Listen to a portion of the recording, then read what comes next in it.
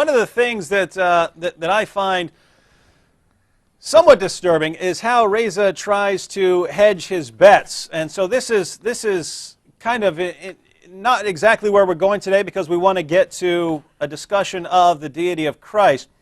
But Reza has some interesting thoughts about the historical method. Now we've had several shows on him already, and he has a real problem picking and choosing. At other times, he'll just grant something that I would never expect him to grant.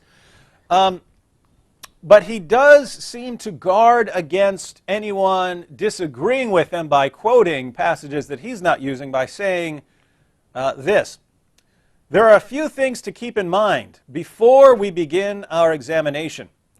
For every well-attested, heavily researched, and eminently authoritative argument made about the historical Jesus, there is an equally well-attested, equally researched, and equally authoritative argument opposing it." Now, I'm going to read that again just so that sinks in with what everyone says, for everyone here. This is a book where he's saying he's got the correct view of Jesus. He has sifted through the historical documents and the scholarly writings, and he has gotten to the bottom of the life of Jesus so he can explain for everyone what the true Jesus was like. And pay attention once again to what he just said. There are a few things to keep in mind before we begin our examination.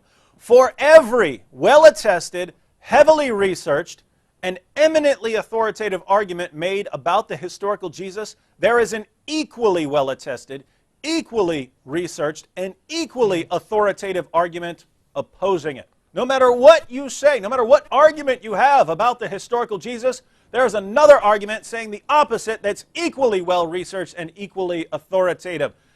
Mike, would you regard that as as accurate in the field of historical Jesus studies?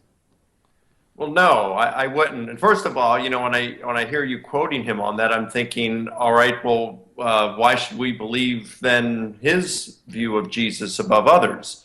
Yep. Why should we believe that his is correct? He would have no claim to it being correct. But I would say if you do research in the field of historical Jesus studies, you won't find equal views. Now, you're not going to find any kind of agreement, but you don't find that in a lot of history that is non-religious in nature, and that's why pluralism is a basic characteristic of history as a discipline. There's very little on which historians agree in terms of things such as method and approaches to history. And there are a lot of things that they disagree on when it comes to historical research. And that's going to happen when it comes to theology and religious studies as well. A lot of that has to do with worldview. People are guided by their worldview more than they are by sound historical method. But when you look at, you study the field of historical Jesus research like I do, you find that a lot of times people are just simply guided by their worldviews. So for example, you've got Gerrit Ludemann. He's an atheist New Testament scholar. And in his book, The Resurrection of Christ, he says, we can just know certain things. For example, we know that Jesus didn't ascend into heaven because there's no heaven for Jesus to ascend into. Or James Tabor, in his book, The Jesus Dynasty, he said, listen, we know the virgin birth did not occur because we know that any time that a woman gives birth to a baby, there was always a man involved. So, of course, both of those are just simply worldview statements. They have nothing to do whatsoever with historical investigation. So, yeah, I do think when I studied the resurrection of Jesus quite extensively, as you know, and there just simply is no other competing hypothesis that can hold a candle to the resurrection hypothesis. It is by far the best historical explanation of the known historical data. You can reject it on theological or philosophical grounds, but you can't do so rationally on historical grounds.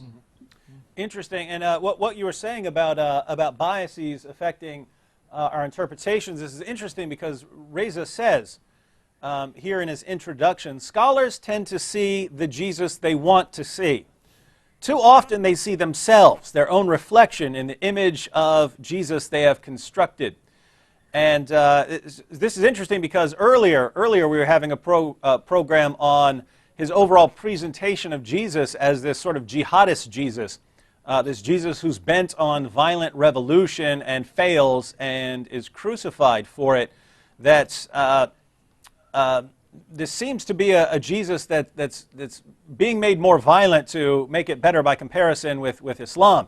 What we have in Islam, you have Muhammad, and Muhammad violently subjugating unbelievers, and Jesus looks very peaceful and loving by comparison. And so the job of many Muslim apologists in the West is to make Jesus sound more violent and Muhammad sound more peaceful, which is exactly what Reza Aslan does. But then we open it up, and in his book, he's talking about scholars seeing the Jesus they want to see. And the Jesus he wants to see is a radical, violent Jesus.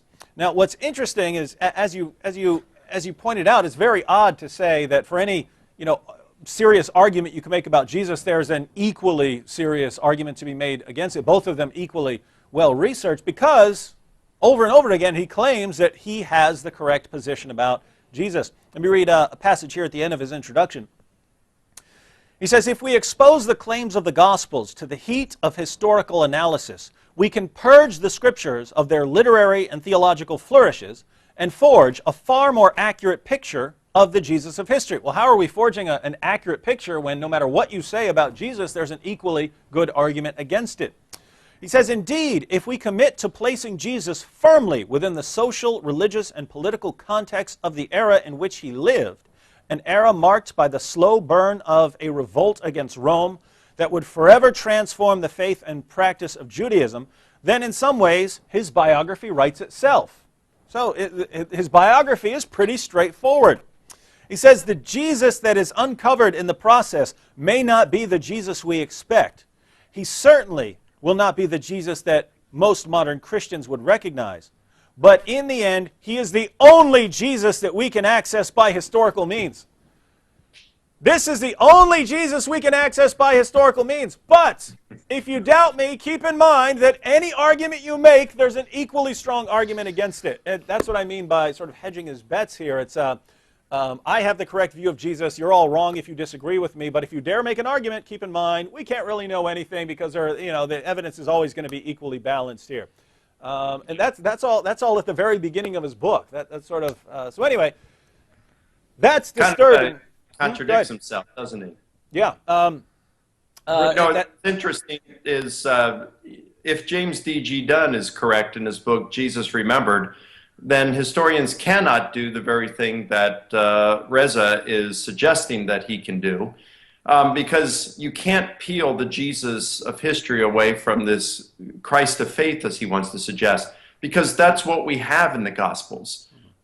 We don't have a different Jesus in the Gospels, and as Dunn argues, what we have is Jesus as he is remembered. So it's hard to peel that away as he's remembered and get to a Jesus as he wasn't remembered and claim that that's the real Jesus.